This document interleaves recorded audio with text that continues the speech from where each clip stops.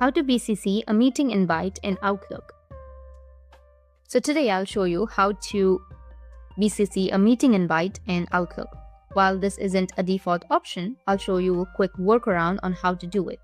It is useful if you want to invite more people to the meeting but don't want to share each recipient's information. First, you need to go to the calendar view. If you haven't used this before, then just click on the calendar icon, which will be in the top left. Now create a new event and title it anything, like for example, I'll go with demo.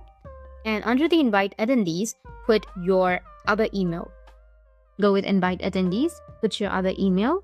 Now make sure that under response options, allow forwarding is turned on. Now simply send the meeting. Now when you receive the email, you can simply select forward toggle to BCC option. So let me just simply go and send it. Once you've received, as you can see that I have received the email that I've previously sent. Now what you need to do is go with forward. Now once you click on forward, you will have the CC or BCC option. Add anyone you'd like in the BCC field, and that's it. Go with send. And if you have any questions, feel free to comment below. Thanks for watching.